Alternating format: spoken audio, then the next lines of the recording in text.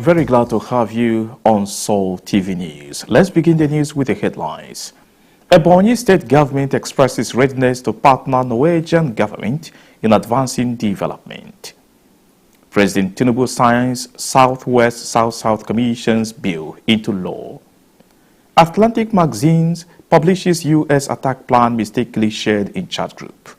Now the news in detail. My name is Chukwudi Nweke. Ebonyi state government has expressed its readiness to partner Norwegian government to improve healthcare and infrastructure development in the state, with appeal to Ananda Maga Universal Relief Team AMOT to upgrade facilities in their primary healthcare centers in the state to improve maternal and child health. Governor Francis Nwifuru made the appeal when he received in audience the Norwegian ambassador to Nigeria, Savian Breyan, in his office. Ochudo Setnari City Abakaliki. Government House correspondent Oson Dunguta completes the report.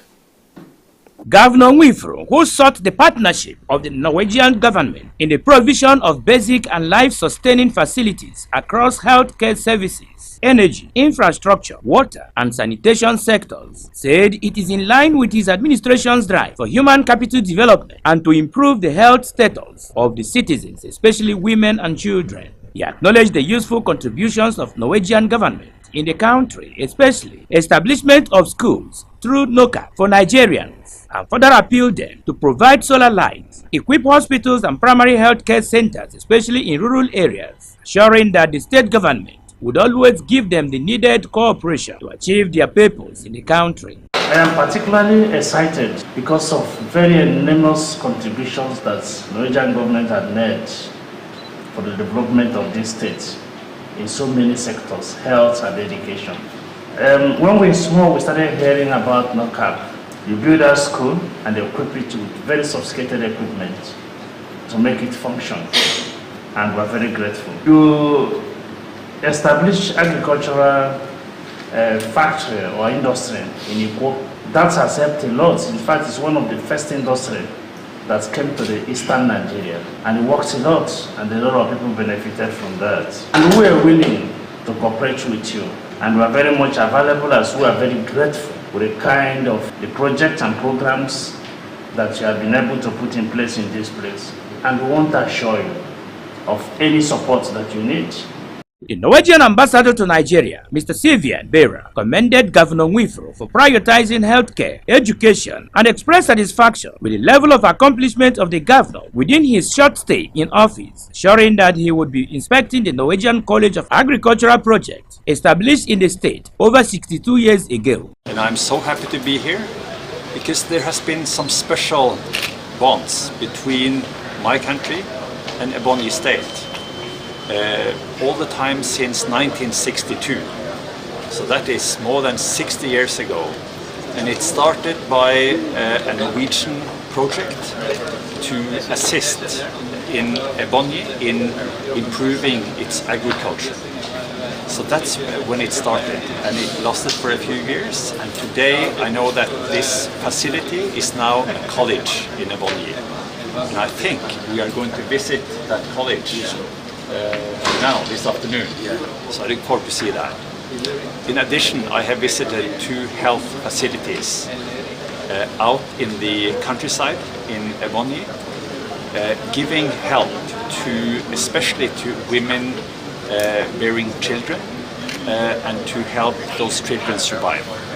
The governor was joined in receiving the guests by principal officers of government.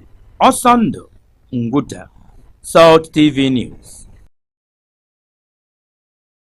In another development, Ebonyi State Governor Chief Francis Nwifuru has inspected various ongoing key projects initiated by his administration, emphasizing his commitment to fulfilling the needs of the people of the state as outlined in the People's Charter of Needs policy.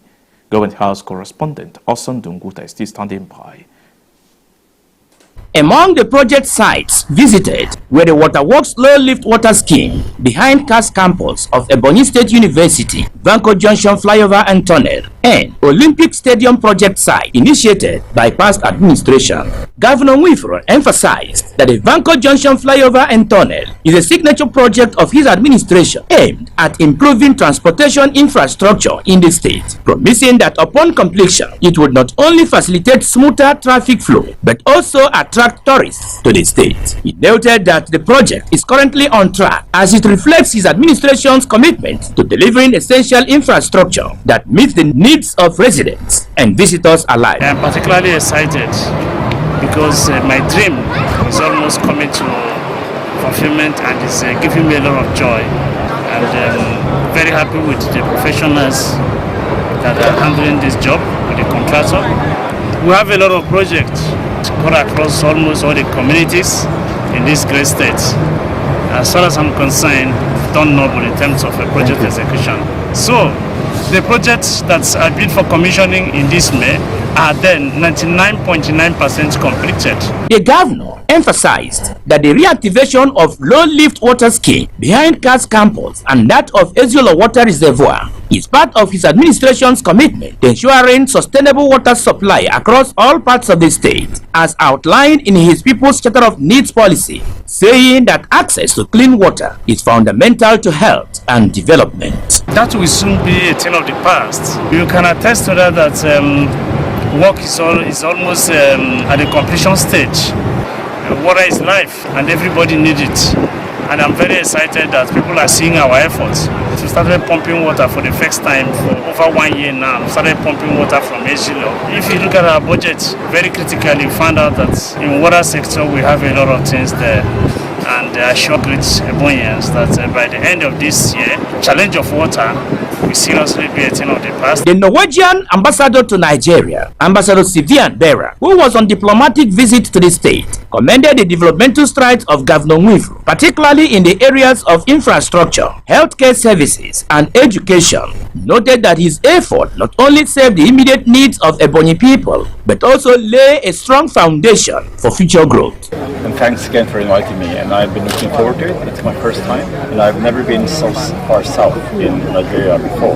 Wow. So I'm really happy to be here, and it's impressive what you are building. And I've heard many good things about how you have improved also the health sector. You have accomplished in health and also education. Ambassador's remark came after the member representing Ezza South Ikwo Federal Constituency, Comrade Chinedu Oga, led him on a tour of various ongoing projects in the state, showcasing the governor's focus on modernizing all aspects of the state economy. Osondo Nguta, Salt TV News. Ebonyi State Commissioner for Information and Orientation, Mr. Judokwo, has appealed to the Ebonyans to exercise patience concerning the blockage of Ogoja and Afikpo roads axis in Abakaliki due to ongoing construction of flyover at the Vanco Junction. The commissioner made appeal when he featured in EBBC television program Sunrise. The report. Commissioner Paul, who emphasized on the technicality and complexity of the project, noted that Ebonyi people were suffering due to the delay in the execution of the project and maintained that government is making sure that standard is not compromised. He stated that when the project is completed, the issue of traffic congestion would be a thing of the past. You know, a flyover that has tunnels is a very complex engineering design, and all Ebonians are going to be proud because it's the first of its kind in this country. When that project is delivered, our people will beat their chest that yes, the Ebonyi of our dream is here with us. Mr. Okpo thanked security agencies and Ebonyi people for being security conscious, saying that some of the roads were blocked due to security reasons, urging Ebonyi people to support the security agencies by taking alternative routes. That Ebonyi is enjoying the peaceful environment we're enjoying today. It is not rocket science. it is an architecture that has been put in place. A lot is happening in the security atmosphere, particularly in the southeast here. But in the midst of that, Ebonyi took a very, very different position in terms of security challenges. Our state, emerged one of the safest states in the southeast, the least affected by the activities of non-state actors. Ifes na Chinwamini, Sol TV News. And now let us go commercial. Cooking gas users in Abakaliki capital city have testified that it remains the fastest contemporary method of cooking. They made this revelation when EBBC news crew sampled the opinions of the best cooking method among firewood, kerosene, and cooking gas. The report. Previously, firewood and kerosene were used to prepare dishes by people across the states of the country before the introduction of gas. The introduction of cooking gas has lessened the stress experienced by using firewood and kerosene to cook. A cooking gas user, Mrs. Anna Omini, said using kerosene or firewood to cook was very difficult and stressful, owing to the fact that the food wastes a lot of time before it will be ready. Before I was using a stove, kerosene, but since I started using gas, I preferred it. I like it. It's faster and it doesn't stay hot. Like I choose gas. Another gas user, Mr. Ezekiel Igwe, said, notwithstanding the fact that cooking gas remains the best and fastest in terms of cooking, we have few advantages in cooking gas because when you're using gas, one, your utensils are clean and it cooks faster. It produces less sweet, all these black smoke gas. Those are the distance. And as it is now, kerosene seems to be costlier, even than gas. So I think gas is still better. That's why we are going for gas. It should be properly handled of the danger associated with it. Gas is very dangerous. You can use it very, very careful because it is not allowed by children to be handled, so by adults. So that is the reason it's very, very dangerous. For Mr. Simon Wibo, there is no comparison between cooking gas, kerosene, and firewood.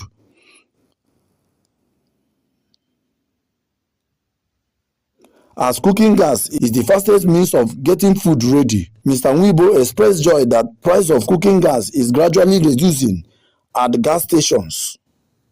For Salt TV News, I am Chidebere Morie. You are still watching Soul Television News. More of the stories when we return from this break. Do stay tuned.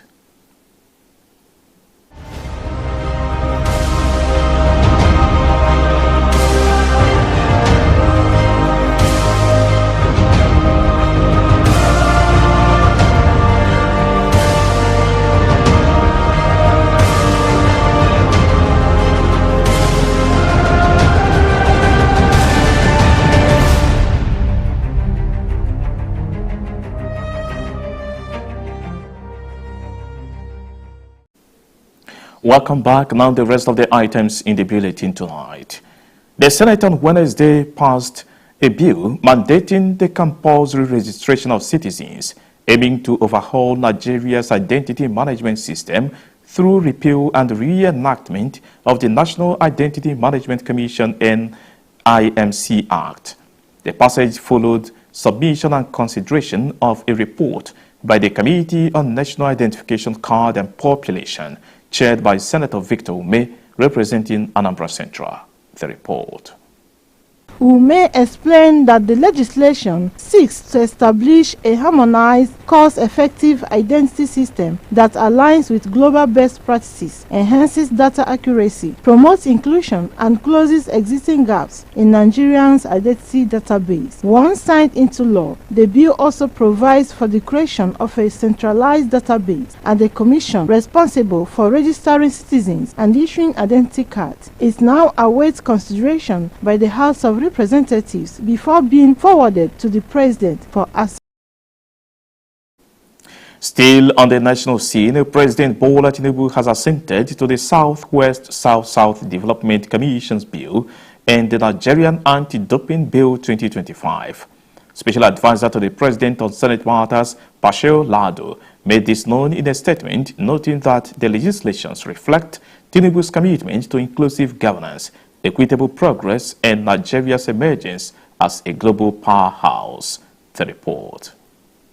The special advisor said by signing into law the establishment of the Southwest and South-South Development Commissions, President Tinubu has reaffirmed his role as a transformational leader who prioritizes regional empowerment, economic expansion, and infrastructural excellence. He added that building on the foundations of his earlier ascent to the Southeast and Southwest Development Commissions, it is evident that President Tinubu is deliberate in bringing development across all regions. Lado said the commissions will serve as a catalyst for industrial growth, job creation, and social advancement, ensuring that every corner of Nigeria benefits from his administration's progressive vision. And Nigeria's Anti-Doping Bill 2025 solidified Nigeria's commitment of fairness, excellence, and integrity in global sports.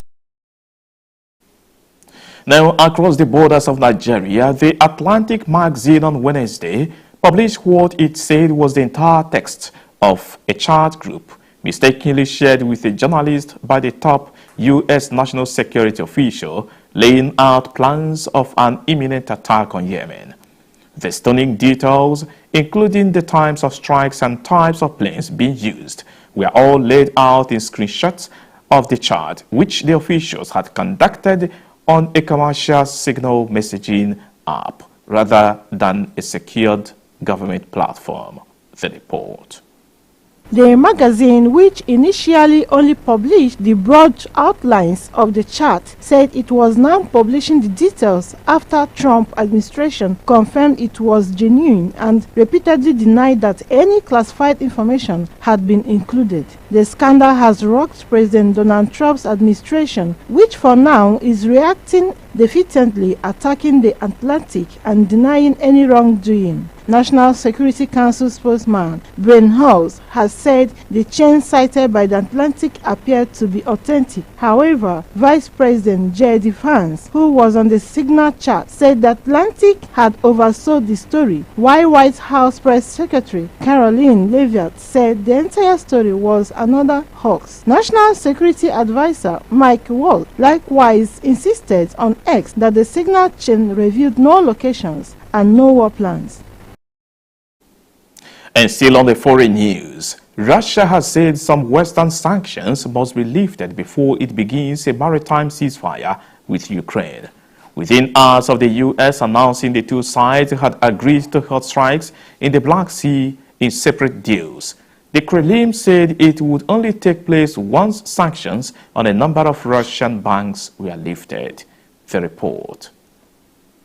The demands include revoking sanctions on the State Agricultural Bank, Bank, and restoring the firm's access to the SWIFT international payment system. Overnight, Moscow launched a drone attack on the port city of Mykolaiv. A Ukrainian official said, with President Volodymyr Zelensky saying the strikes were a clear signal Russia did not want peace. After Russia's full-scale invasion of Ukraine, the European Union and its allies suspended access to SWIFT for a number of Russian financial institutions. The aim was for Russian companies to lose access to the normal, smooth, and instant transactions provided by SWIFT, disrupting payments for its valuable energy and agricultural products. Reversing that decision would need EU approval, a step that will appear uncertain in light of recent European statements of support for Kiev. To end the Soul TV news, let's bring you the recap of the major stories that made the bulletin. Ebonyi state government has expressed its readiness to partner Norwegian government to improve healthcare and infrastructure development in the state, with appeal to Amanda Malga Universal Relief Team AMOT to upgrade facilities in their primary healthcare centers in the state to improve maternal and child health. President Bola Tinubu has assented to the Southwest South-South Development Commission's bills and the Nigerian Anti-Doping Bill 2025. From From the foreign scene, we also informed you that the Atlantic magazine on Wednesday published what it said was the entire text of a chat group mistakenly shared with a journalist by a top U.S. national security official laying out plans of an imminent attack on Yemen. That's it tonight. My name is Chukwudi Nweke.